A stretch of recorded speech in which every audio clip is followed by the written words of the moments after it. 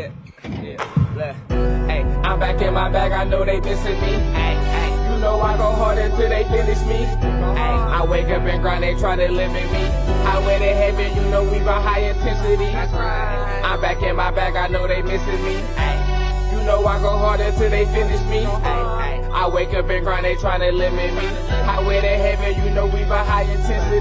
Sundays with Justin, Mondays we hustling, Tuesdays still training, by Wednesday it's draining, shot wet like it's raining. It's not though, try to knock me off my pivot, I'm straight to the block though. I can't do no pump fake, still watch out for the block though. I'm not your average player, I'm all-star status. Give all y'all answers, not no ball hog bastard. Jump shot looks synthetic, but it's all natural. Body full of ice like I got back from. What's up, y'all? It's Coach Justin. We're here again at the Sit Down Podcast. We have a very, very special guest, my guy, Demetrius Hook Mitchell. How's it going?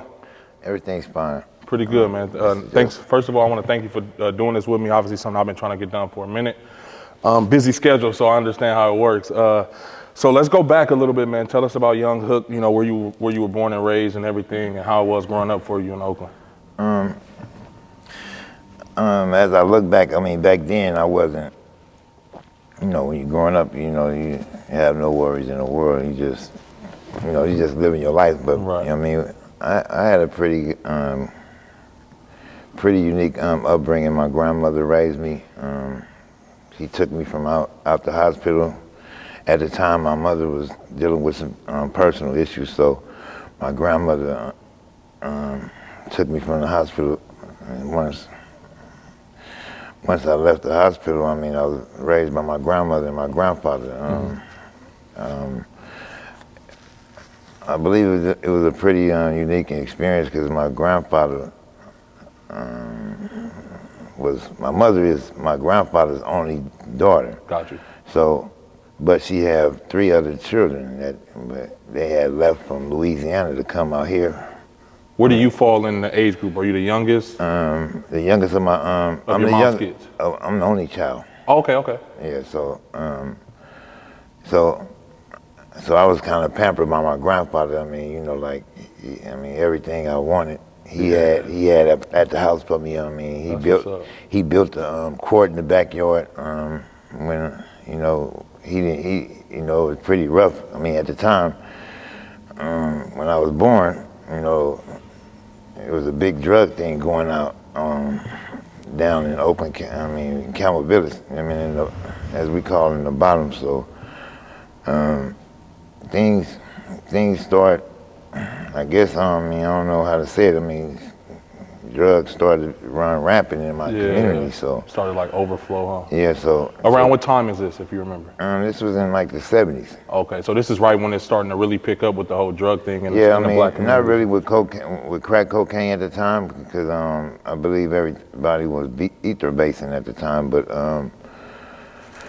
heroin and mushrooms and things like that was being used introduced. I don't know if it was introduced, but I mean, you know, that's what was being used heavily inside, you know, in the community in Oakland. Like recreational, so like to party, you would do those type of drugs, or? No, at that time, you talking about early on? Yeah. No, I was speaking about when it started, when me growing up. Gotcha. So we was kind of like, I was kind of still back growing up when I was being pampered by my grandfather. I mean, I was like his trophy, you know what I mean? Gotcha. So anything I needed, I mean, so I believe he wanted me to play baseball, so I started playing baseball. I mean, it didn't really matter because where I grew up at, as well as your father, I mean, on that side of the Cypress structure, you know, we played all sports. So by playing all sports, I mean, you know, it's a seasonal thing. So whenever, but one thing, we just didn't have no football team down on that side of Oakland, yeah. So I was playing baseball. A coach by the name of Art Coleman Big Arthur Coleman came and he grabbed us up. I mean, he seen me playing baseball one day, and I mean, I told him I couldn't do nothing unless he spoke to my grandmother. So, I mean, because my grandmother, I mean, she really didn't want me to play nothing, especially no football. She didn't want me to get hurt or nothing like that. Yeah, so, I mean, you know, You know what I mean? Because I was like her baby. Cause Right. by her leaving, the rest of her children out of Mississippi, I guess they didn't want to come. My auntie Romay didn't want to come, so Rena and my mother came. So Got you. So then when we got out here, my mom also went to McClymonds. Okay. And she was pretty smart. They said she used to do all my big cousins and them homework and everything. So as I just found out recently that my grandmother, my mom, my grandmother, Romay, my auntie, and Edwina, my other auntie, they all was pregnant at the same time. Oh, wow. Yeah, that's kind of crazy. You know what I mean? But I didn't know a lot of things that I learned. When you got older. Yeah, that makes sense. That makes sense. Like within the last couple of years. I mean, oh, wow. I didn't even know that my grandfather had killed somebody over my grandmother. Really? Yeah, my grandmother, I don't know if you remember, across the street from the Melson's Boys Club, it was the cleaners right there. Okay. So my grandmother had, my grandmother and my uncle Tom, Tom Haywood, they had owned the cleaners right there. Okay. So when this happened, this incident happened with my grandfather and my grandmother, she gave her whole stake. She said she took her stake out of the cleaners, the business, and provided for my grandfather. She rode the whole joke with him. I believe it was like 7 years or something. So, oh wow. So I believe my grandfather promised her when he came home, every check that he had, he was going to give it to her. So now I was learning why my grandmother, every time my grandfather came home, he gave her all the checks and all let her take care of all the monetary things. Gotcha. Because my grandmother also, she was a retired worker from the Del Monte plant over in Emeryville. So she still provided, work. So when I started being like about 10 or 12 years old, my auntie passed away. By the way, she was the one that named me Hook. So, okay. Yeah, so they used to pick me up by the back of my head and say I had a hook head. So, but I never knew that. Yeah, so that's where the name came from. Did you not like the name at first, or you didn't care? I didn't even know. You were so young, probably. This was like when I was. Because by not having my mother not being around, so when my grandmother went to work in the evenings, at nighttime, like at about 12 o'clock, so she worked the graveyard shift. So she said that was best for her to work from 12 to, I believe, 7 in the morning, and then, so every night I had to go and go to somebody, be babysitted at that night. That time. Right. So throughout the years, I learned a lot of stuff about myself. That I was afraid on the dark, so people said that used to babysit me. That I used to that I used to have the lights on to sleep. Yeah, to sleep, or to go to sleep. Right. Once I go to sleep, they turn them off. Yeah, but they said I used to. It was couldn't watch scary movies and really? That, so I would be. It'd be wake up screaming and things of that nature. Right. Yeah. So my auntie Irina, her son named Eugene Nibbins, I believe he was the only one that I would really allow to keep me at the time. I started crying and whatnot. Really? Yeah. So I was pretty spoiled at that time. And the reason I was really spoiled because I stopped. Sucking a bottle at 6 years old. I was at West End Nursery, yeah. I was at West End Nursery, man. 6 years old. Man. Are you serious? Yeah. I don't think I've ever heard of that. My grandmother, that's why I was saying I was spoiled. Yeah. Because at the time, my grandmother used to have a bottle in the refrigerator. So when I came home from Western Nursery, I would go to sleep. I don't know if she was trying to kind of like make me go, get some rest at the time, but when I came home from Western Nursery, I used to go to sleep or whatnot, and then she have a bottle ready for me. So then I guess so. They were saying so I can sleep at night, so I wouldn't be getting up at nighttime or something like that. I guess it was a system that they had. And I mean, it was normal to you because that's all you knew. So it wasn't out the ordinary at the time. Yeah, I mean, you know, resting and then I wait because you know she'd wake me up like at about 10 o'clock to take you to somebody's house. Yeah, about that time, so to get a ride for work and stuff. To get a ride. That makes sense. Yeah. And then where's your grandfather at this time? Is he? At this time, my grandfather had passed away when I was like 6 years old. Oh wow. Okay. No, not 6. Let me see. I was about 9. Okay, but young though. Yeah, I was like 9 years old because I remember the time when I was playing for Oaks Club. I mean, if you know the Emeryville, they had a baseball team. They were sponsoring the team, so I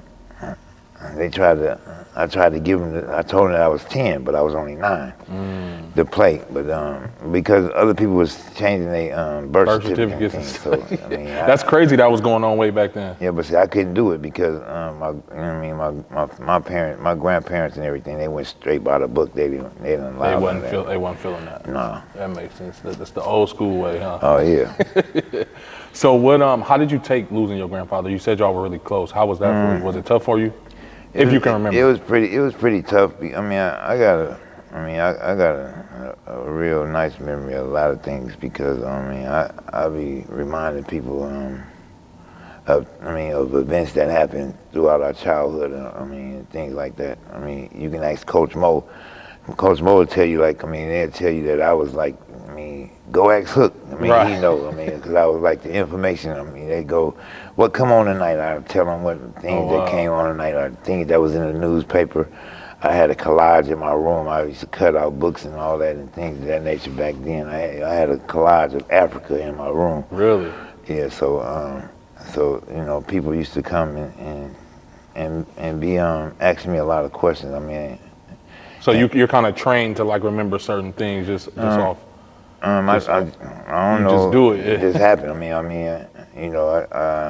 God blesses us all with certain things. So right. Attributes and things. So that's just one of the things that I like to know. And I like to know a lot of things. Right. Yeah, that makes sense. I'm kind of the same way. Yeah. So when you how young are you when you start playing basketball? I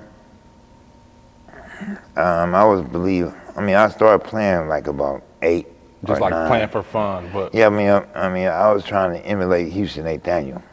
Houston Nathaniel was like my idol. Really, my everything. Yeah, no. Yeah, I know the name. He was.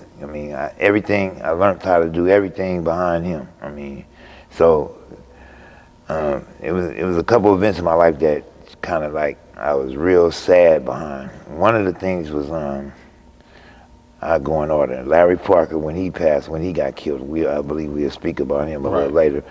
And Houston Nathaniel, and as we just spoke about my grandfather, I was kind of, them was some those are 3 big losses. Yeah, because Houston moved from he stayed on, he moved from Chase Street to Acorn. So now, at that time, that kind of hurt me. It was what grade no one was in?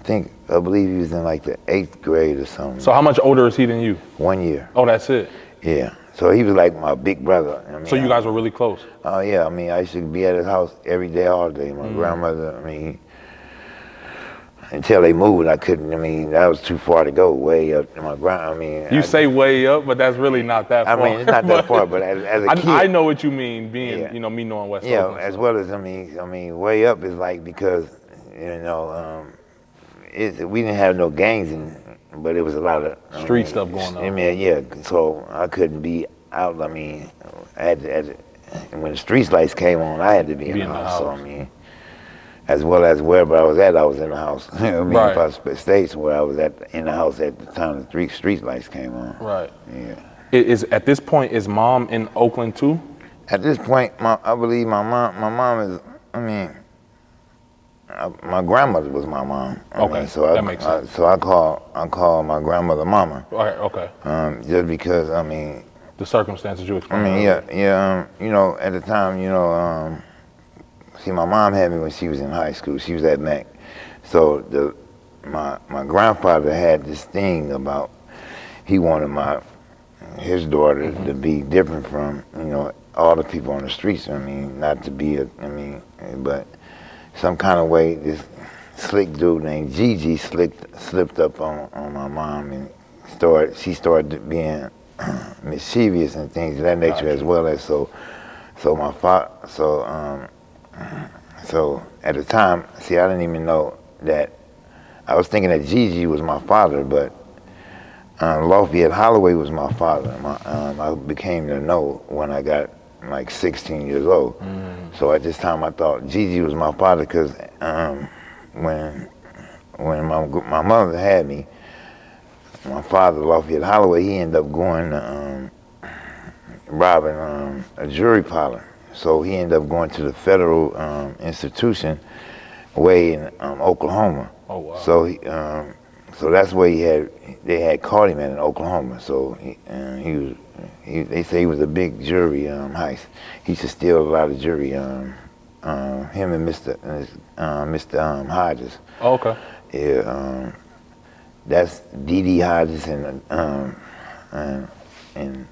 all the Hodges family. Everybody I know a lot Hodges. of them. It's a lot of Hodges. Yeah, all through West Oakland. Yeah. So talk a little bit about more about like how was baseball for you? Were you pretty good in baseball? Yeah, I mean, I believe I was pretty good. I played against the likes of Terrence Frazier. He made it to the MLB. Yeah, he made it to the Major League Baseball. Oh, wow.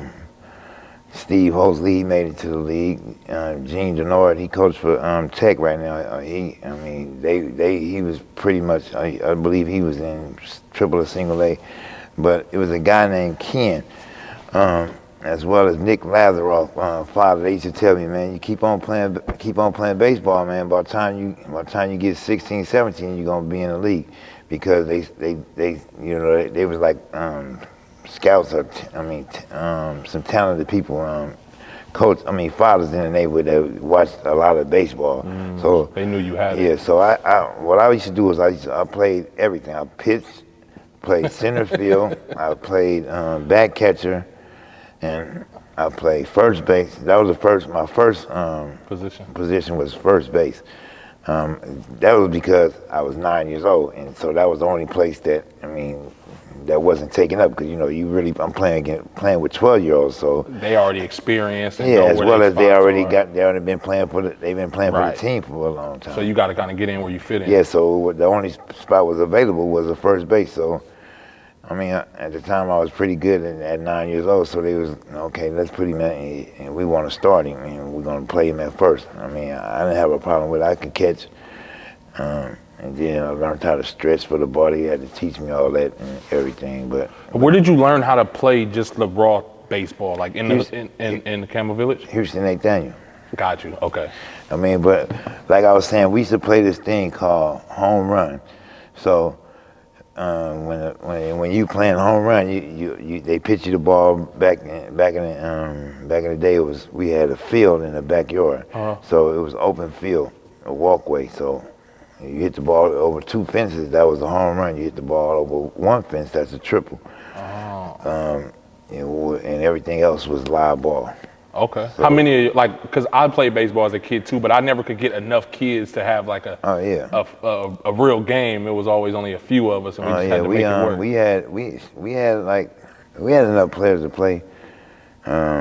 It's just timing, you know what I mean? Because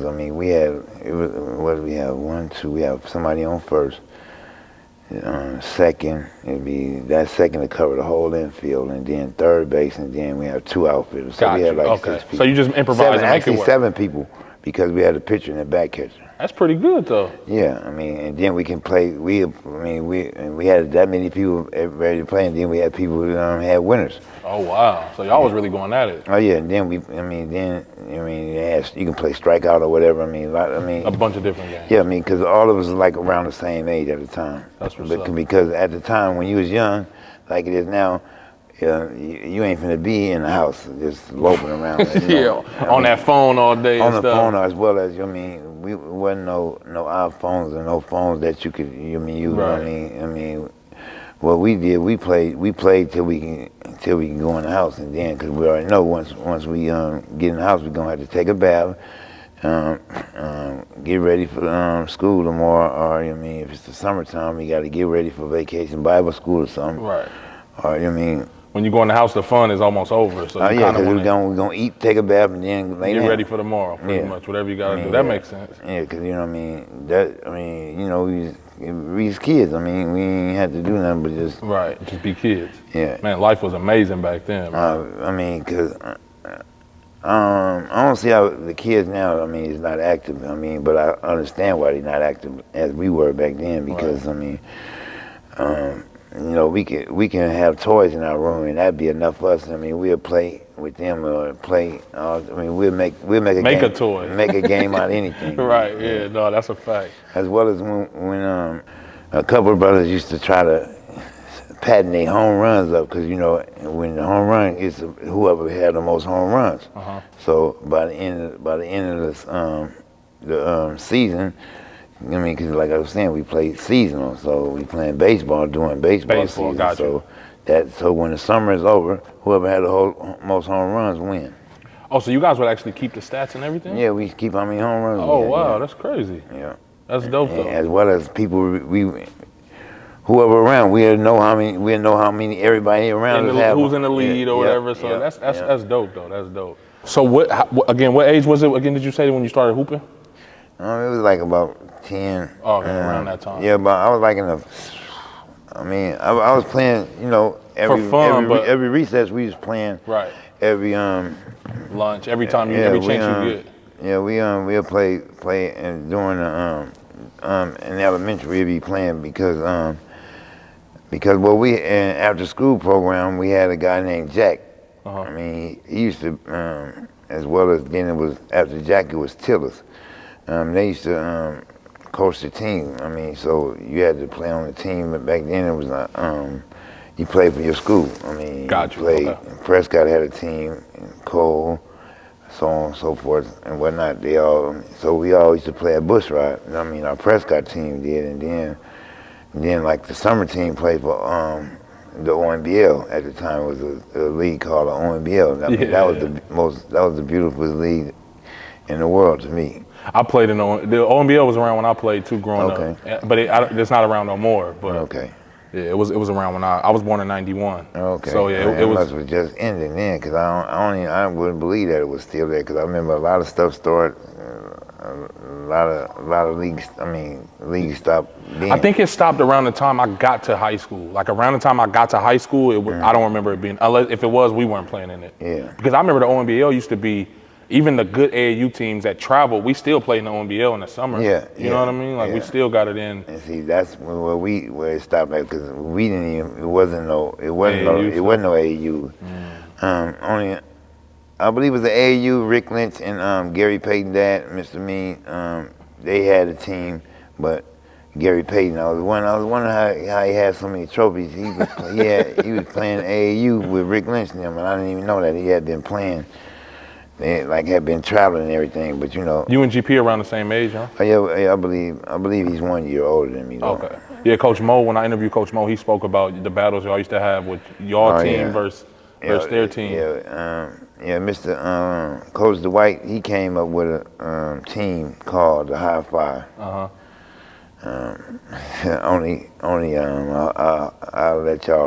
let y'all ask him about that. I mean, I don't know, because well, he talked about it. Okay. He talked about it a lot. We had the High Five. I mean, we had an enormous record, man.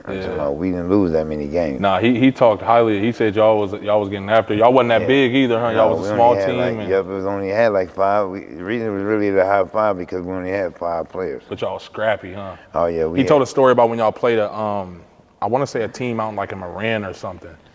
And they was like some big white dudes, and they thought they was gonna beat y'all, and y'all blew them out or something. Oh yeah. He told a lot of those stories. So he spoke. I believe that was in about Nevada or somewhere. Yep, out in Marin County. Yep, exactly. Yeah. Yep, he did talk about that. Yeah, that was like, I mean, we was kind of nervous going in, but then he was like, man, we had a center, Lamont Isom. Mark Jackson was our power forward. He did all the Maurice Horton was the small forward. Houston was the two guard, and he was really the one guard. But y'all kind of played together pretty much. Yeah, I mean, we really had like 3 guards because back then you could play 3 guards. Right. I mean, just have 2 big men. If they can grab the boards.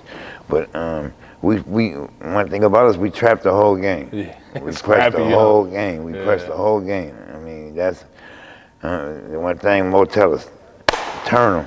Turn them. I mean, once you turn them, because back then everybody couldn't dribble with either hand. I mean, a lot of people could, but they wasn't. It wasn't as common as it is now. They wasn't as comfortable with it. Right. Yeah. Right. That makes sense. Yeah, because you can see other things. People emulate what they see on TV. Back then, we couldn't watch TV. Basketball on TV. We only can watch basketball on Saturdays. Oh, is it because it wasn't as popular back then? No, they had no contract, I believe. Got you. Yeah, that makes sense. Yeah, because you only can watch Saturday night. Oh wow. Friday night, Saturday morning. You watch it. You have to watch the highlights of the games. That they didn't televise. Yeah, they came on like at 11 o'clock, 12 o'clock, and you had to watch them at that time. Oh wow. Were you a kid that was watching the games when you were able to and stuff? Or? Yeah. I was pretty fortunate because my grandmother, they had TV and stuff for us. Right. I mean, I had a TV. I had a black and white TV. So you were able to watch it. Yeah. I used to watch it, but the thing was, but I wasn't used to staying up because usually because of your schedule already. Yeah, because as well as even though we used to be on the phone, I'd be on the phone with Houston or something. You gonna watch the game? And one call, and then we'd be watching the game. Man, you see that? And then, but what I used to do, I used to be getting ready for the next morning because on Saturday mornings, it was a Lincoln Center as well as they had basketball on Saturday mornings. There was a lot of the time you could play basketball on Saturdays. Yeah. That's a lot of tournaments was on Saturday mornings. A lot of them. Yeah, that makes sense. Yeah, that makes sense. So what about when you get to high school? Did you came to Mac off the bat? Yeah, I came to McClymonds. Scholastically, I was pretty good. I was pretty smart. I had pre-algebra and them things when I was young. In the 9th grade, and so, but it was like a culture shock for me when I got to Mac. All the people that I looked up to, I'm at school with them now, and then the work is real hard. It's different. Because back in junior high, I used to finish my homework, and I used to finish my homework before I got out of school. But when I got to Mac, it wasn't that easy. Right. I went through something similar, so I know what you mean. Yeah. So you came to Mac in 9th grade, and then did you hoop at all? First on, I couldn't hoop because of my grades. Okay.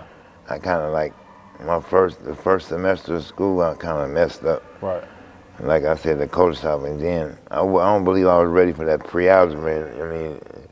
The class was pretty tough when I got to McClymonds. As well as I started cutting. I wasn't going to class, and I was coming to school, but I wasn't going to class as often. Right. So then, like 2 or 3 years, I had. Honestly, I had 6 periods of gym. Really? Yeah, I used to sneak up in here and be in here. Chill. Hooping? No, wasn't no chilling and hooping. I used to be playing basketball the whole day. Wow. That's how I really got good. Just hooping all day? Yeah, because now I'm playing against the 12th graders. I'm playing against everybody in the whole school. So by me being there, I'm playing against like all the 12th graders. Right. But at that time, not just the 12th graders, 12 everybody older than me. So I'm playing against them every day, all day, and so that forced you to elevate your game pretty much. You got to. Right. So we played. You had to play. We played 3-on-3 up here. They wouldn't let us have the whole court because one side of the gym was for one class, Miss Gaddis, and one other side of the gym was for another set of class. But mostly, unless it was time for, I believe when you had to do you know, the climbing. You have to do what is that? What is the skill? It's a skill thing that they do. Like obstacle courses and stuff. Yeah, like the ropes and stuff. The running push-ups. You know how many push-ups you can do? Climb up the rope. Oh, I know what you're talking about. Yeah. It's called a fitness test or something like that. I know what you mean. Yeah. So until the fitness test, then we had to run. See how many Laps and all people? of that. Yeah, you had the timing on the mile. The mile. You had the timing on the miles. Push-ups, pull-ups, sit-ups.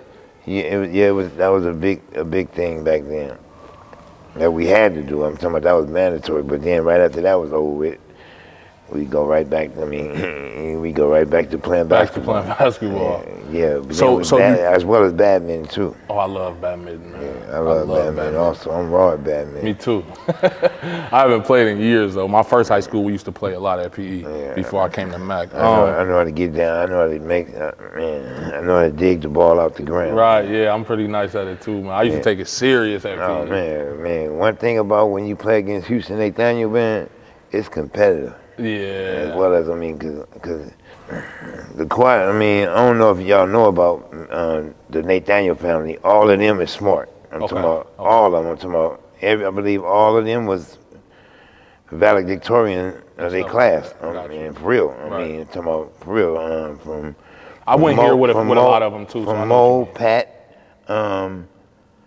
Debbie, Terry, Walter, and Houston. That's the age. That's how close I am with their family. I know everybody. As well as the lovely Miss Nathaniel, the one that passed. May God have mercy on her soul. Right. So you played 1 year here though, right? Yeah, I played. I mean, I got it. When I came here, man. I mean, you know. That's when I met a guy named Larry Parker. I mean, he was in the 12th grade.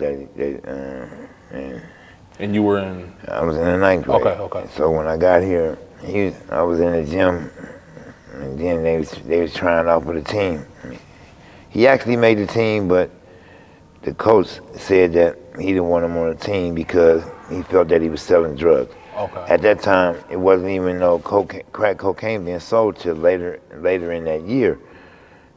But Larry and KK, they were street guys. I mean, so they was hustling in the streets, selling weed, whatever. You know, back then, when I first came to Mac, it was weed was being sold a lot. And they used to sell joints or therefore or whatnot. And so for the next until I got like to the 11th grade, I mean, I was hanging with Larry a lot. I mean, I kind of really like moved in with Larry because at that time my grandmother was kind of, she wasn't really trying to have a hold on me. I mean, I was pretty much like the streets was raising me, and as well as I ain't had no male figure in the house. I could tell my mom, I'm with Larry, and she'd be all right with it. I mean, as well as they had a nice rapport, as well as as long as I got to school the next morning. At this point, are you at all like dibbling into the streets too, or is he kind of keeping you on the basketball? No, I didn't never really dibble into the streets until he passed away. Until he died. I mean, that was like, I didn't really dibble into the streets until my basketball career was over. Wow. I never thought that my career was over. I was still waiting on a 10-day contract. No, I'm just playing. They don't call me up now. Because I used to always say that I'm only 3 months away from being 3 months away from being in top shape. Because I have regiments in which I worked out. It didn't take me no time to get. I want to talk about that. I want to talk about that. How? Actually, let's hold off on that for a minute. I wanted to ask you a different question.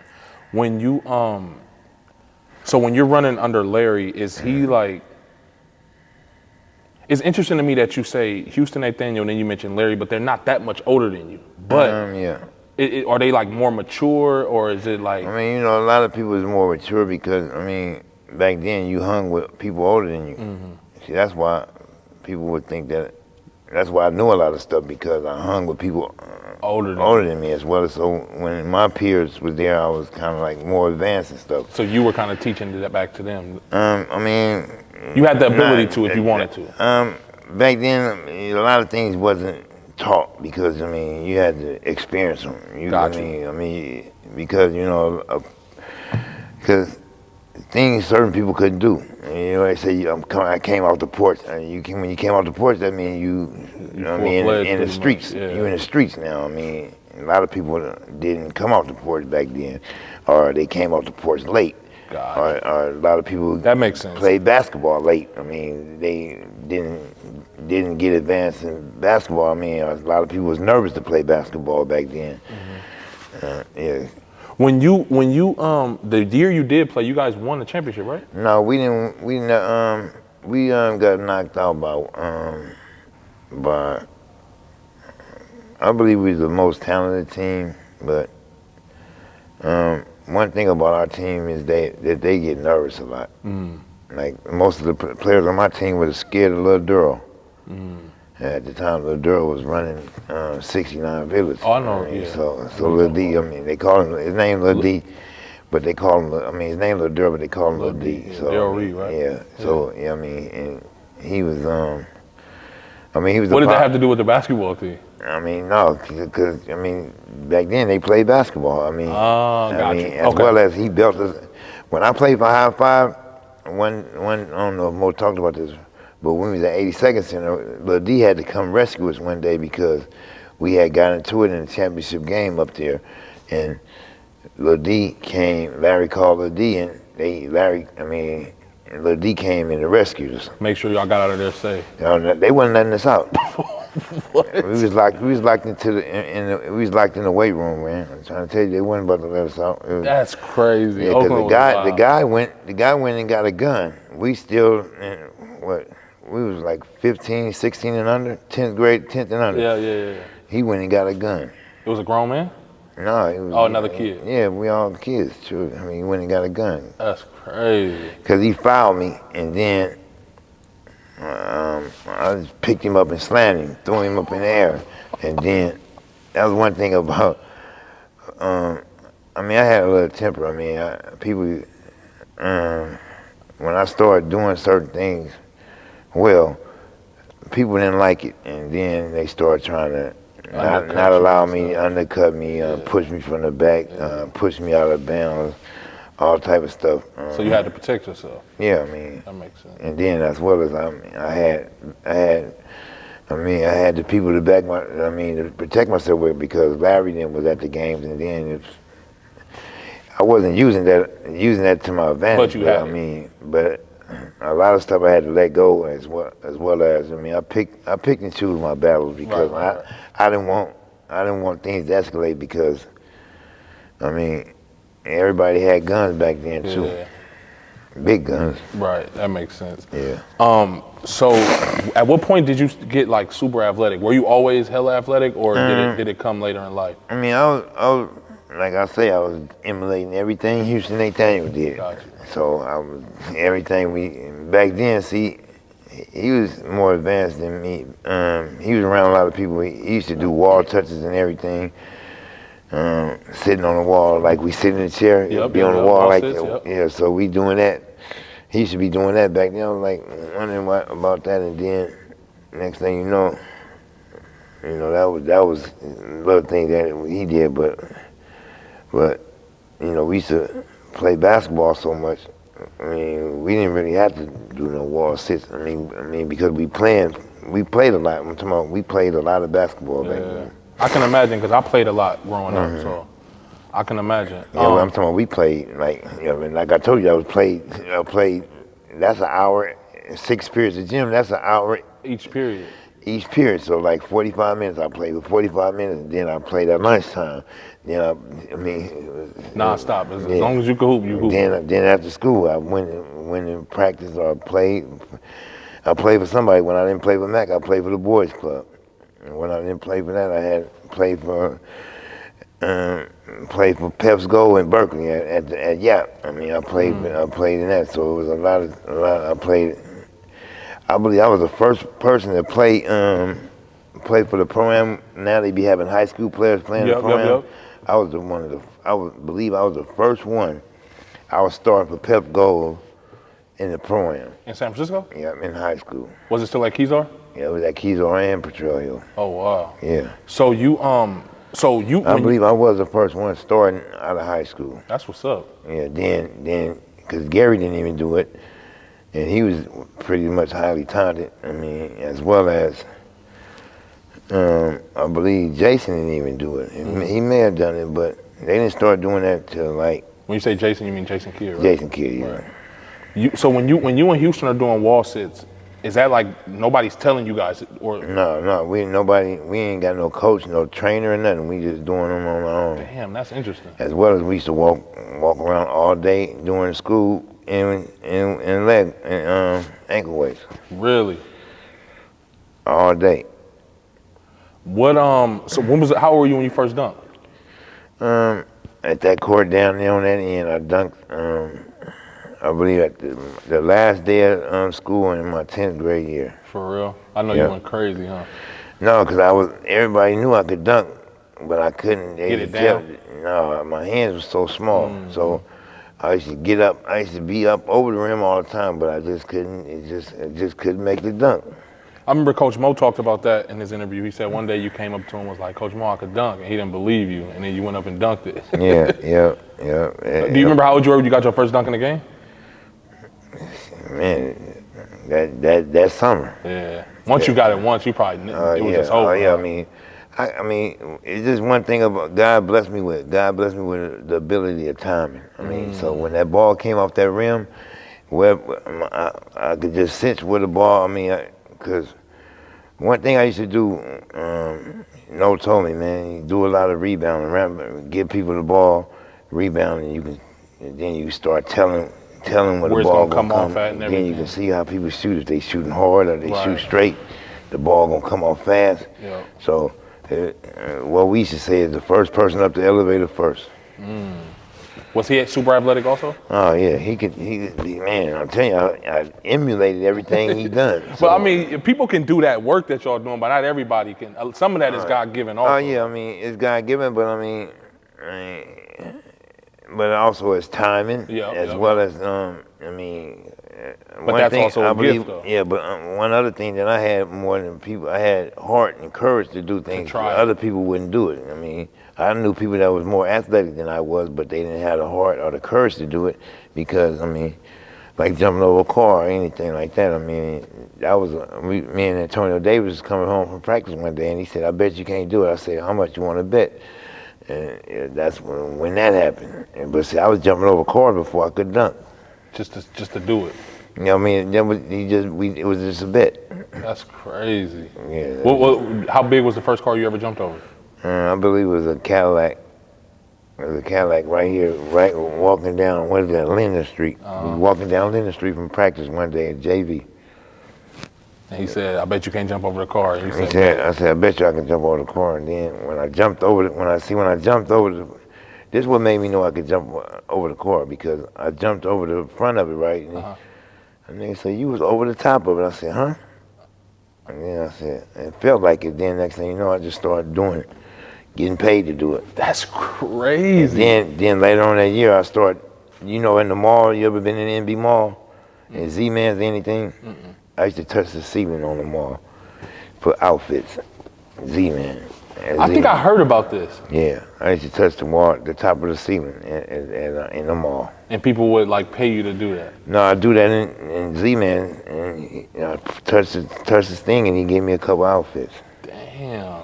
And how old are you at this point? I was about in 11th grade. So this is still high school? I mean, yep, it was in, around. It was like the 11th grade, maybe the 11th grade. I believe it was the 11th grade. The 11th grade, the end of the 11th grade year, yep. So you and Antonio Davis was on the same team? Yeah, we played here together, yep. As well as we played a lot of other stuff. Like we leagues played, and stuff? Yeah, we played Hi-Fi together. We played with the traveling team, Rick Lynch traveling team together. We played everything together. We played for Fat Sean and Fat Al from Berkeley League. played for Mr. We played in the Easter tournament together. Yeah, see, they used to ask me who I was gonna play with because they was gonna play with my team because you know, one thing about the team that I played for, you was gonna play defense because I mean, because one thing they know, when we play defense, we gonna run and have fun. And have fun. Showtime. Yeah, as well as you gonna be dunking, dunks. and I'm gonna give you the ball. As well as see, I wasn't the type of player that had to take 10 or 12 or 13 shots. I mean, I get 2 or 3 dunks and I was all right. Yeah. But but I shot the ball at a high level, but I just didn't shoot it because I mean, I got everybody else involved. I used to pass the ball a lot. And yeah, because I wasn't like Bernard Ward. See, he was a point guard for Oakland Tech, but see, he took a lot of shots. Because when he was at Nelson's Boys Club, like at 9, 10 years old, he was scoring 20 points a game. So he was already used to that. That was used to his style scoring. of game at that point. Scoring, yeah. That makes sense. Yeah, and everybody used to be mad because I mean, I don't want to be on his team. He shoot too much. Yeah, that's the gift and the curse of it, man. You might get buckets, but the teammates might not be that happy. Yeah. So what about when you so after you get out of high school, that's kind of how did you end up at the playgrounds and all of that stuff? I mean, like hooping, because you eventually become a playground legend. I didn't really know that they was calling me that because back then, when I didn't play my 3 years at Mac, I was playing in the playgrounds. I think that's how I really got the status because I used to go everywhere and play. When I didn't play here for 3 years, that's why I used to be on the courts at the time, and that's why. One thing about Coach Mo say that man Hook know everybody. I don't know if he told you that before. He said, "Everywhere we go, man, we know Hook. Somebody knows somebody, man. Somebody know Hook." And he said, "Come on, we don't care. We go to Kalamazoo anywhere." I mean, he said somebody know Hook. And that was kind of true because because at the time I was playing baseball and then I played baseball. Then as well as I think that was one of the things because when we used to play when I played baseball for like the 3 years, like 2 or 3 years, I used to be playing I used to be in my baseball suit, but I had the basketball with me all the time. So that's why I was playing basketball while we was waiting on playing. We was in the tournament. I was doing all time. They tell me, let's go eat. No, I'm going to shoot some basketball. That makes sense. Yeah, so then when I found out that basketball was year round, that's when I said, "Oh man, I'm done." That's when I found out that through Gary Payton because I was like, "Man, how you playing? You play all? Yeah, man, we play all." I said, "That's how you got all them trophies then." I only had like 20 trophies. Gary got like 100. I was in his house counting trophies. I'm like, "Man, how you got all them trophies, man?" He said, "We play basketball year round." So I said, "Oh, okay." That's almost how I almost went to Skyline that year. Oh, wow. People didn't know that I was. Larry said, "No, man, you're gonna go to Mac." So you was gonna play with Gary? I contemplated it. Right. Me and Gary talked about it. And matter of fact, Gary, T. Topper, and Greg Foster, we really talked about it. That was something that I said, because at that time I was being with him. During the summertime, I was with Gary all summer. He used to come pick me up from my grandmother's house or from at Larry's house. I call him. Next thing you know, when he got time, bam, we gone. So when you playing at like the playground and stuff, are these leagues or like little tournaments, or are you just out there hooping most of them is like 21, playing 21. Cause back then everybody played 21. Right. Everybody. I wonder if kids still play 21. You think? Well, I don't know, but I know one thing. You was something if you was able to win 21. Yeah, because you got everybody guarding you. Everybody guarding as well as And then sometimes you can't call fouls. We got some places you go, man, you can't call fouls. Right. Some places you gotta shoot till you miss at the top of the key. Right. As well as back then I played for your father and your uncle in a couple of tournaments at Emeryville and stuff. Okay. Yep, you can ask him. I played on his team. Are you like, how old are you at this point? I'm still young. Okay. Like the youngest person on the team. Okay. So you younger than my uncle too? Yeah. Okay. Yeah, real young, way younger than your uncle. Okay. I mean, Brian Stanley is like, see, a lot of people think that because a lot of people think, they be asking me, man, ain't you? No, man, I graduated 86, because they graduated in like 80, 81, right. 80, 81.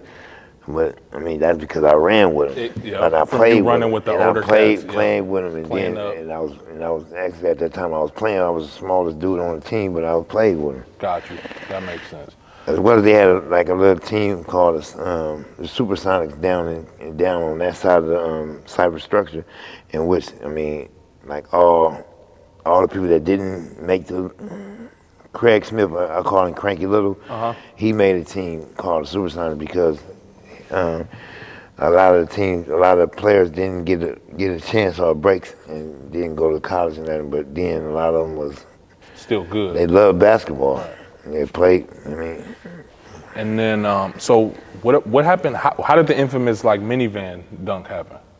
Man, I don't know about no minivan, bro. It's a lot of stories, man. I mean, I jumped over a lot of things. I know I jumped maybe the tallest thing I jumped over was a station wagon. Okay. And back then, if you know what a station wagon looked like. Yeah. I mean, maybe that do look like a minivan. They are pretty tall, though. Yeah. I mean, shit, a car is a car, so. Yeah, but no, a station wagon with the top, and they got the bars on the top of them. Like the rails? Yeah, them is, I mean, if you look back at it's really tall. It almost looks like a minivan, though. I'm just saying, if you look at it. I mean, but honestly, I never played against Charles Barkley, as well as they said I dunked on Charles Barkley in the 3-on-3. That never happened. And then they said I jumped a minivan. I mean, I don't believe. I mean, it's a lot. But if they say I done it, I done it.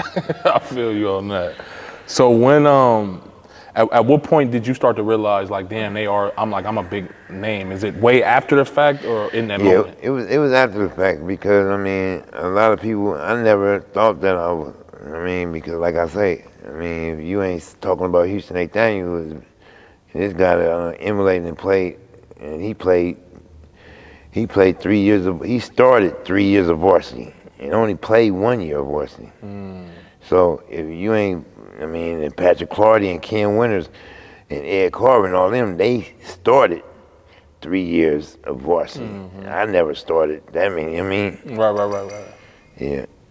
So that's why I would never think that, because these guys was out of junior high. They was the man. Dressed right here.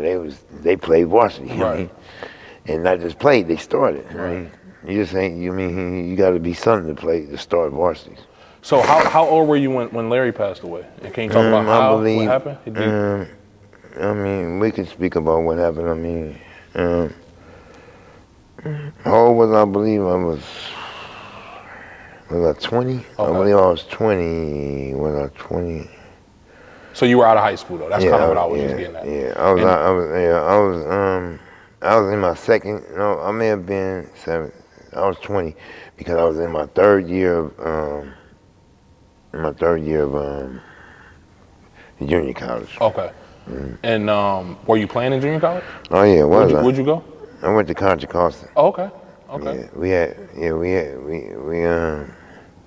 we had a unique team. Really? Yeah. Were you guys good? We something special. Oh wow. Yeah. Were you getting looks and stuff out of junior college, or? I had got looks out of my climates, but Claiborne never gave it to me because he said I was hanging with Larry Parker. I was hanging with a drug dealer, so he didn't want to give me my letters. Really? Did that piss you off at all? I never thought about it because I never, like when people saying that I'm this and that, I don't never really think that I'm that because, because I play behind Gene Ransom. I play on the side of Gene Ransom. I know what you mean. Gene Ransom, like the best. I'm talking about Gene Ransom got all the tricks of the trade. He'd grab your hand, grab your pants, without the referee looking. I'm talking about spin the ball in front of you, pass and spin. I'm talking about he got some things on the court that I mean that I learned afterwards. That I mean I was around him, but he was doing this way back then. You know what I'm talking about? He was doing this in high school, and I'm talking about he'll come down the court and spin the ball.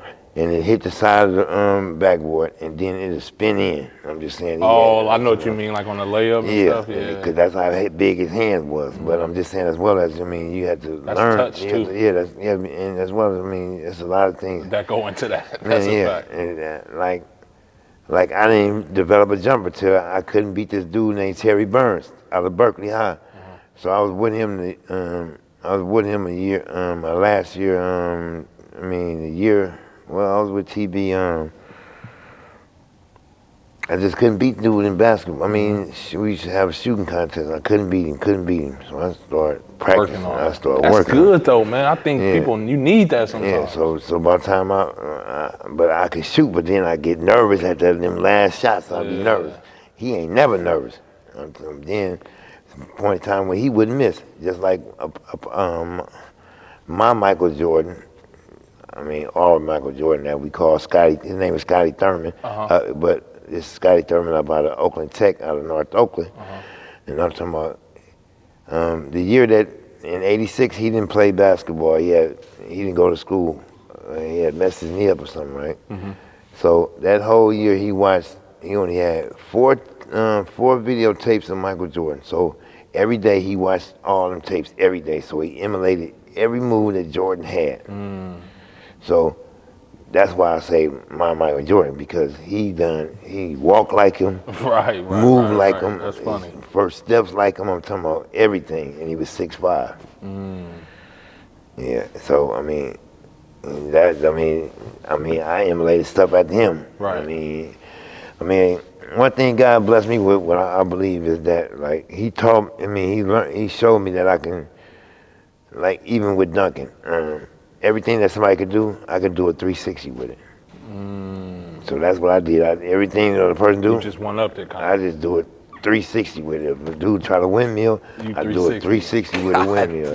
You say that like that's so effortless, man. That's crazy. To you it is.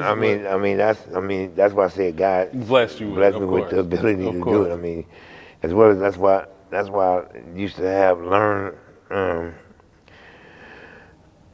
things like O.J. Mayo. I used to talk about him when he was in 8th grade. O.J. Mayo? Yeah, I spoke about O.J. because he was a big deal at that time. No, yeah, and he was starting in West Virginia. He was starting in I was reading, I always reading the paper. So in the USA Today one day, when it said the next thing, O.J. Mayo, he's playing basketball, and I mean he's starting varsity in 8th grade. Like, at a prep school. Yeah. So I'm like, that's crazy. So then, next thing you know, I'm telling everybody about him. Then, man, we don't know, we ain't heard him. Then next thing you know, he was missed it. And then they said, man, that's what you was talking about. Then a lot of other people I was talking about, I used to read Sports Illustrated a lot. So then, so that's how I learned. I used to know about everything because I'm telling people be saying, oh man, ask Hook. I mean, he know. There you go back to ask Hook. Yeah, because I'm reading everything and looking at. I mean, that was just some fascinating things that I like. I'm the same way now though, so I get it. That makes sense. I'm kind of when I want to be, I'm kind of in tune with the next upcoming hoopers and stuff. Yeah, but see, back then, you can learn about everybody on your phone now. But then back then, you had to read about them. Right, that makes sense. You had to get the newspaper or something like that. But see, that's why I believe things like that was pretty special. Touch on what happened with Larry, if you don't mind. What happened with Mr. Parker, Mr. Larry Lorenzo Parker? At the time, it was a big thing about running. It was a big thing about Acorn. Acorn was making a lot of money because it's a lot of, it's a complex with 3 units in it. 3 big units, and then it's got the high rises, the jets that they call the high rises. 3 of them right there too. That's a lot of people in that area, and a lot of them is addicted to drugs. So at this time, people they wanted the Acorn. So one thing about Larry, he wasn't. I mean, through all his hustling and everything, he wouldn't let nobody front him. He wouldn't get fronted nothing, or he wouldn't work for nobody. So I mean, the mob tried to recruit him, but he didn't last one day. He don't like people telling him what to do. Barking on orders. But at the time, something happened. A guy named Vincent Scott was murdered. So Larry ended up going to prison. I mean, going to jail behind him, and Lil Duro bailed him out. As well as it was somebody else that I before mentioned that used to watch Larry cars and things, and then he was up under Larry. But when Larry ended up going to jail for them like a couple months, people started giving other people drugs, trying to help them get that. I mean, secure the acorn. Yeah. So, as well as before Larry went, we found out that everybody was working for a certain individual in the neighborhood. I mean, they was all up under a certain person. Right. So we find out that everybody, all them people work for him, man. And so now he's saying, oh, that's why we getting, we getting so much heat from here, there, everywhere. We ain't know, all of them is hooked up. East Oakland, Berkeley, Richmond, East Oakland. East Oakland got so many sections. So big out there. And then all these people, we get in trouble with all them. So as well as West Oakland, and we get in trouble with people in West Oakland, and we function with West Oakland, North Oakland. Y'all pretty much outnumbered at this. At this time we pretty much outnumbered. Right. As well as, even though Larry has a big crew. And that was one of the reasons why I went to Contra Costa, because Larry said, man, they gonna snatch you up. They supposed to have I done had two contracts on my life. Are you serious? Yeah, because of that. Because the first contract was because they said, okay, snatch him up. If anybody find him, snatch him up. And he gonna lead us to Larry, because he lived with Larry, he stayed with Larry, but they knew I had to come to school every day. They'll still play basketball. At this point, are they targeting you just because you're an affiliate of him, or? Yeah, that's what they was targeting, because they knew I knew where he was. Got you. Okay. So that's why, like, after the basketball game that day, because after my last game that we played against in the playoffs against Castlemont, they shot up the car, Larry and Larry Parker and Lil Duro was in it. Oh wow! So so now it's about to about to go it's about to go bananas. But that lasted. So time passed on, and then everything, and a lot of people that used to mess with Larry, and they wasn't dealing with Larry because they get fronted by other people working for somebody else. So now they envious of Larry because he still got the acorn. Yeah. And he don't need nobody. He's running the drug trading acorn at the time, because he won it over. So he won it over from the acorn mob, and that was some work too. That was a lot of work.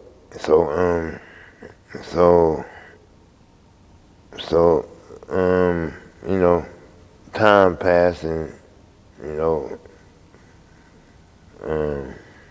so after Vincent Scott, so at this time I'm still in high school, but a lot of things happened, and we done elevated monetarily, and we done moved from we stand on Atline. So that got kind of dangerous for us. So we moved to another section. He had to move moms, because we always stayed with his mother, as well as So we moved to another part of West Oakland, and then because that got kind of dangerous for us, they knew. Sitting in a green house on Adeline, that's kind of stand out. Yeah, and as well as everybody knew where he was at because of the cars and things of that nature. So So when after he made me move up out of Oakland to his grandmother's house in Richmond, to a mansion. Actually, his grandmother had a mansion, Miss Shirley Jones. She inherited some property and things of that nature, as well as her husband was a retiree from the what's that down there? From the Bay Bridge. He worked. You know, what I mean, he was a construction worker. Oh, okay. So okay. the last project that they had was the Bay Bridge. Oh, wow. So he retired from there, as well as my grandmother. I call her that's my grandmother. I know what you mean. So they own property right across the street from McClimates, as well as like right in front of Mac. You know. On Linden right here? No, right there on Filbert. Who is that? Berry House. Oh yeah. That's they kin Berry. Wow. I'm kin to Berry too. But, Okay. you know. That's what's up. Yeah, so they own that house. They own a couple houses on the other side. They own a few houses in the area. But at the time I didn't even know that. But so they made me get up out of Oakland, so I had to go move out to Richmond. So now at the time, getting lonely because now I'm bored. So now, I end up start going to Contra Costa. So even though, because they looking for me at this time, but eventually that cooled down, and then I'm going to Contra Costa, and Larry coming to the games my first year, and then the next year, I redshirted a year because a lot of people on the team that I played with that year, they redshirted. So we all said we're going to redshirt, so we redshirted. So I sat out a whole year. So now back, I can be back with Larry. I'm back with Larry. Right. You know what I'm talking about? I'm back with him all day. I mean, even though I was being with him at the time, I just had to get to school. The Contra Costa after the first year, but then the year that I set out, I'm with him, and then the next year, we, all this time we playing basketball. See, that's a year too that, I'm still, while I'm not doing that, I'm playing basketball all day. Larry playing, he playing, and everybody else, everybody loved basketball at the time. And that's when, like 89, 90, that's when the three-pointer got introduced. Like my last year of high school, that's when the three-point got introduced. Yeah, so matter of fact, no, my first year of junior college was the year that it got introduced. So then it's a year that elapsed. So now, we pretty much warm with a lot of people. People still trying to gun for that property down there. So what ended up happening is one of Larry's close friends get into it with him about something because he's working for somebody else now. So now but Larry don't know it. So dude just get into it with Larry. So he called himself like, he supposed to have gave Larry $5,000 for his car then, but he didn't. So now Larry wants his money. So he going by looking for him all. Now he not answering his calls, not being out there and everything. So now it's hard to get in touch with him. You know what I mean? And cause he also running an organization down there. So now, as well as doing other things, playing sports, doing this, as well as living at this time, he ended up being expecting a daughter. Oh wow! Start, with his family, and take care of everything. So after he get out of jail for the Vincent Scott incident,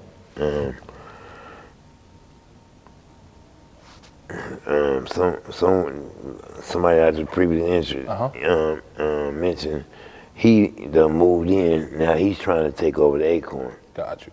So and with this 3 months that's going on, it took Larry like 3 months to bail out because I believe at first his bail was kind of like he couldn't bail Yeah. because it was a murder. Right. But they really didn't have no evidence, just like the case I'm on now. They ain't got no physical evidence, but they're trying to, they saying that he had it done. Right. Then they said he done it. Right. So now it's just a lot. I mean, all over the place. Yeah, I mean, they just people speculating. Mm-hmm. So then something happened to the guy. When Larry get out of jail, something happened to the guy's house. Mm-hmm. So he thought Larry had it done. Larry didn't have it done, man. Cause Larry used to, cause Danny Mama, where they was holding the narcotics at. Mm-hmm. Danny Mama was like Larry. Larry loved Danny Mama. Mm-hmm. He wouldn't have nobody go to Danny Mama house. You know what I'm saying? So at that time, Larry he loses lieutenant, Danny. So now he really upset because now, but I mean, things still moving. But now he lost his lieutenant because his lieutenant go with on the other side, pretty much. Yeah. So now, but see, one thing about it, losing your lieutenant, he know all your business and all your information and all your moves and all this and that. So now we end up having to move to East Oakland. So we end up moving from downtown Oakland, when I was saying we stand in West Oakland, in the middle of West Oakland. So we end up moving to East Oakland because, I mean, it got it got real dangerous. Yeah, I mean, you can't walk outside. I mean, and then, you know, it's dangerous for not just him, his mom, everybody else. So, one thing leads to another. We end up, well, it was right before, I end up, he told me to go the night that it happened. So I end up leaving to go back to Richmond to get ready, because at the time we playing basketball. I'm about to play, I'm getting ready to play Merritt College in 2 days. Okay. So, lo and behold, 2 days before I'm playing Merritt, I go get some money from Larry. Larry tell me he's going back to Richmond. So I go back to Richmond. The next thing you know, I remember the night like it was yesterday. And next thing you know, it felt messed up. I mean, I just felt the feeling. I just felt a lot of bad things happening, and he did too. So that's why he told me to go away. Yeah. Next thing you know. Matter of fact, when I was getting a ride out of there by Van Buren, as I getting a ride out of there, I seen the individual that they say killed Larry. Are you serious? Yeah. So it was going down before I was even leaving. That's crazy. So like within 30 minutes or whatnot, because Larry knew the dude that did it, but he ended up getting a call. I guess the dude saying that he wanted to pay him to kill Larry.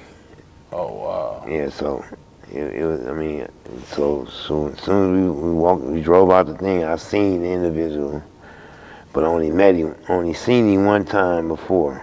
Mm-hmm. But Larry introduced me to him as well as he said hi to me because he knew my mom. So, as well as he spoke to me before. Oh, wow. Yeah, but it just, I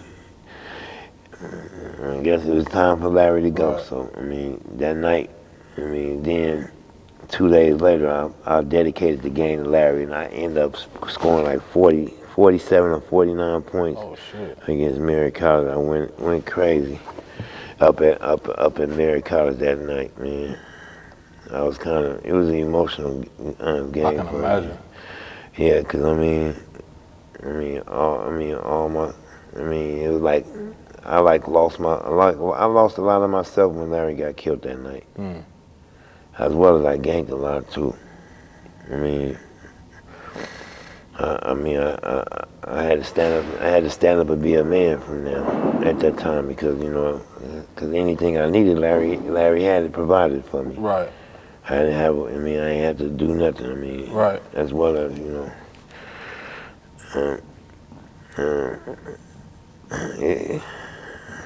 Yeah, it's a lot. I lost a lot that night. I mean, I lost a real lot that night. I mean, because a lot of people know if like if Larry wouldn't have passed away, they pretty much know I would have been in the league though. Because I mean, I wouldn't have been had. I mean, at that time I had to go to the streets. And fend for yourself. Yeah, because at that time I still wasn't in the game. I wasn't selling drugs. I wasn't. I mean, I wasn't. I mean, I didn't really have a want or need for nothing. So at this point, when it's time to like fend for yourself and stuff after Larry passes away, do you stop hooping or? No, I didn't really much stop hooping. I mean, I really turned to drugs. The numb me, man. Really? That's when I really went crazy off drugs. I mean, that's when I really started using drugs a lot. Cause I mean, to cope with that. To cope with it, and then at the time, I ain't got. So that's when I started turning to the streets because now I got to rob and steal, and as everything was being given to me, I ain't got the person to go to get it no more. Now I got to go. I mean, now I got to go. Kind of figure it out on your own. Yeah. So now I'm stealing, robbing, and doing all this and taking it as well as. I mean, at one point, I mean, a lot of people say that. I mean, they were scared to walk through my neighborhood because, I mean, I was a dangerous individual. Do you feel like at this point when you are, robbing, stealing, or obviously we're looking at it to where you're fending for yourself, but are you like angry? So, or is it like a rage that's coming out of you? I mean, are you doing it strictly for survival? It was both, but I mean, a lot of it was anger, as well as like I just took I don't give a F attitude because now I was really upset. At this point, sorry to kind of go off track, but at this point, Houston, where's Houston? At this point, Houston is really in the game. Okay. Because Houston he got it. They did him over at at Contra Costa. Okay. He ended up going to Contra Costa with me. So then they told him one thing and did another. Right. So they told him he was gonna have a chance to earn the starting spot. But see, Coach Otis Allison that's on the floor. He didn't run the team. So what Ed Green did was Ed Green used Houston to motivate other players. Got you. Yeah. That makes sense. I went through something like that before. Yeah. What so when you when you were in the streets and stuff and everything, how far after Larry dying does the Blockbuster thing happen? That happened way later, huh? Yeah, that happened. Let's see, 90. That happened 14 years after that. Oh, 14 years. Yeah. Oh wow. Yeah. So at this point when you're in the streets, are you catching cases and charges and stuff going? No, at this time I'm not actually getting in trouble for a lot of stuff that I'm doing. So that's why you should say I believe I'm karma catching up with me because now I'm getting a lot of stuff that I didn't do. I was being like for instance this charge right now. They don't have no physical evidence on me, but somebody said Cooks out of Oakland. They didn't even say my name, and then the police involved me. I want to ask you about this. So so obviously you were incarcerated recently. Yeah. Is this what this was about? Yes, that's what this is about right there. So how did you react when you heard about the whole death rumor? When I was because what's crazy is I'm sorry to cut you off. What's crazy is I spoke to my dad the day before, right? So I called my dad. I'm like, look, man, if you just get me in touch with Hook, let him know, like, man, we can maybe something can come out of this. You know what I mean? We never know. Yeah. And that very next day, I get a phone call like, man, did you hear that Hook Mitchell passed away? And I'm like, so when I say we met before when I was a kid, obviously. Yeah, I remember. But I had took it so hard because I was just like, fuck, I was just trying to, get in touch with him. You see what I'm saying? So how did you react? Because obviously you were in jail at the time. right? When the whole rumor happened. Yeah, but actually, with the rumor going on, I didn't know. I didn't know until because I was in Santa Rita, and then but I was waiting on San Francisco to come pick me up. So I was in quarantine at Santa Rita. So then they held me for 6 days, and then I ended up going to San Francisco, and then I didn't get out till January. So that's, so that was like a whole week after The rumor had came out. So now I don't even know. And Right. as well as I'm on the phone with Adibo. Called her up because it wasn't too many numbers that I had, so I didn't even know that you could call out on the phone for free. So I just called her, and she said, man, what you doing calling me, man? You supposed to be dead, nigga. I said, I'm supposed to be dead? Who said that? So when they said that I'm supposed to be dead, I end up saying, how am I dead? I'm on the phone with you. But I didn't know. Right. I didn't know the magnitude of it. Right. So I'm like tripping. I'm like, hold on, man, they serious? But then I didn't know the capacity of it at the time. Because as well as she be saying a lot of stuff that ain't true. So so now I ain't really taking it hard. Right. Yeah. So then when upon coming home, everybody started saying, man, you supposed to be dead, man. What are you doing playing? Nigga, you playing Machiavelli or something? I said, I didn't do it in Machiavelli. He supposed to plan stage his own murder. I don't do that. Did you ever find out where it came from or anything? I never really was able to really get to the bottom of it, but I got pretty close. Topper Allen, one of my closest friends in my life. He told me, cause I was even in Santa Rita, and a deputy came to me and said, "What's your name?"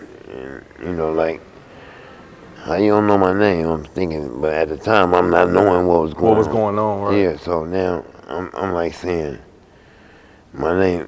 My name is this. I say, man, you don't know my name? How you don't know my name? So one thing led to another. So then I'm like.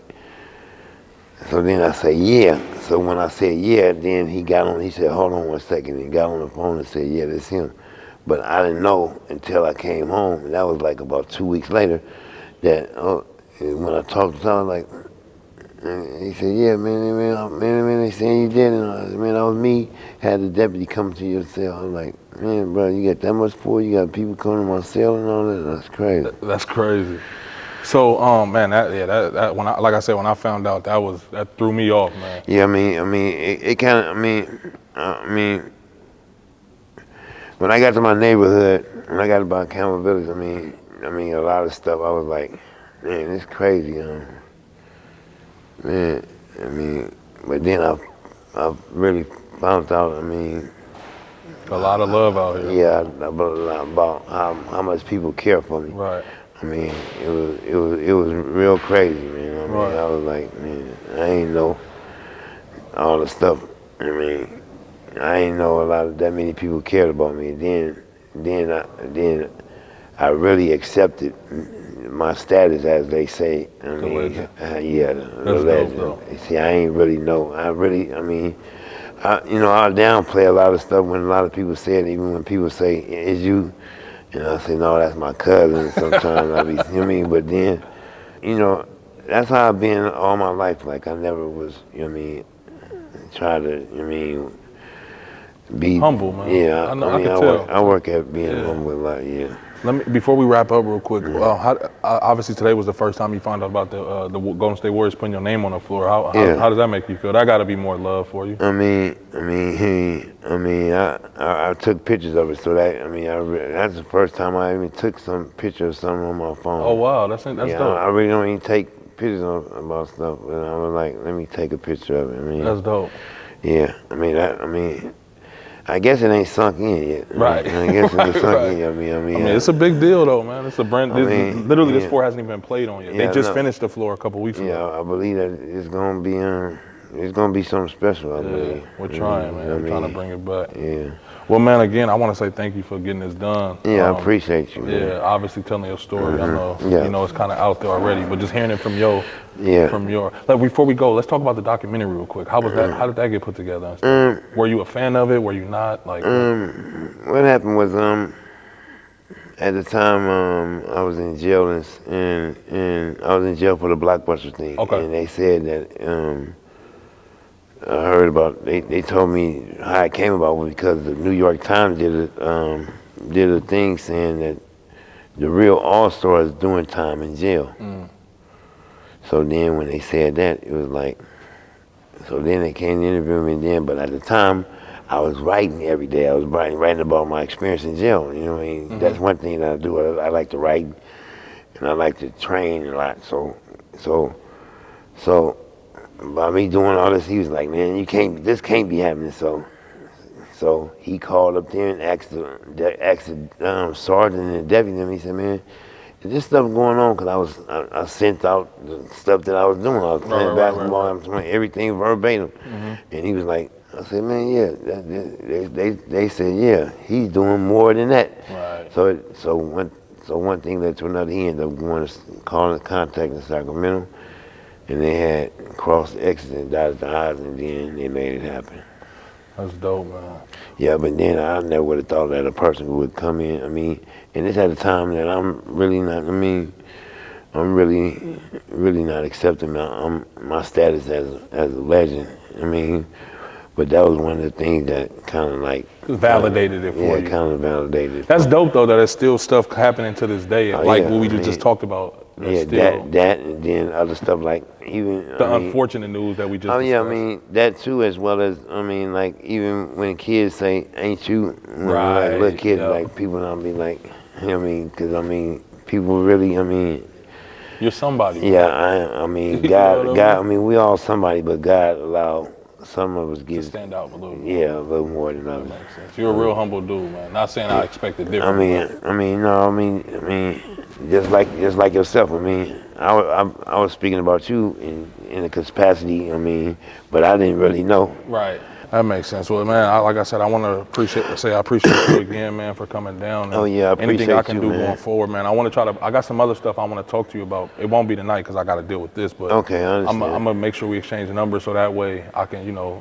I got a lot of opportunities that maybe you can benefit from. Okay. All right. All right. All right. Appreciate you, man. All right, brother. Thank you. Yep.